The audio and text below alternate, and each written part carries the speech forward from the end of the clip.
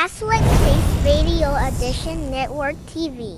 Lakbay Katoliko mayong adlaw kanatong tanan. Kay bawo mo ang mga dili Katoliko, ning mga taga-Balite no. Og sige gini sila saway sa tuang crucifix. Kay matod pa nila nangabuang na ning Katoliko, gadala-dala gyud ani. Nangakatok na ning Katoliko nganong naata kunoy mga cross nga diin si Kristo gilansang. Maigsoon, normal na nganong masuko sila ni ug nganong init yung kayo ilang buot ani. Labi na kung magkulintas ta. Samot tagpakapinan pagyud sa medal ni Saint Benedict kamoy kontra kay sawa. Oh, ngano si San Pablo ni ingon siya sa Biblia.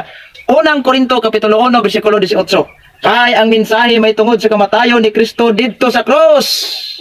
Binuang alang ni adtong nangalaglag apan kanatong giluwas gahom kini sa Dios. Mauna kanong mga laing sikta nga sigig usig wa na nangaluwas, real talk na. Kunya kaning kitang Katoliko kay gitubos man ta ni Kristo, siyempre kini gahom kini sa Dios. Muna kung kanang may mga kaso sa exorcism, basta dapatan gani og ingon ani ang victim, maingon gina din sila, "Wa, init." Di ba? Di gina sila mutanaw ani. Kunya wala pud tay makita nga record sa Biblia o bisan sa kasaysayan na lang o bisan unsa nga mga eklesiastikal nga libro sa mga dili Katoliko nga adunay yawa nagtuo og nagdala-dala ingon ani.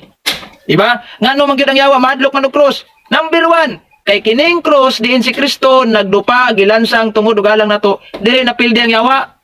Kay kun wala himuan ni Kristo nga modupa sa cross ug magpakamatay tungod kanato nagmadaogon gyapon ang yawa hantod karon apan tungod sa kamatayon ni Kristo sa cross ang yawa wa gyoy gahom.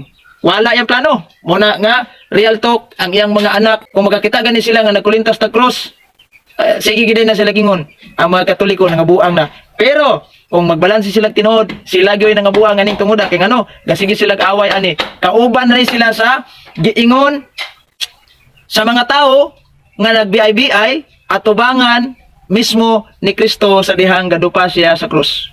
Nagbiay-biay. Unsay giingon? Niingon ang Biblia, klaro kayo. San Marcos kapitulo 15 bersikulo 29. Ang mga tao nga nang labay nagyango-yango sa ilang mga ulo o gibugal-bugalan nila si Jesus. Aha, ikaw di ay kadtong guba sa templo og mutukod niini pag-usab sulod sa tulo ka adlaw. Karon, kanaog sa cross ug luwasa ang imong kaugalingon. Di ba? Klaro kayo ang giingon sa Biblia kung atong ilahos sa verse 30.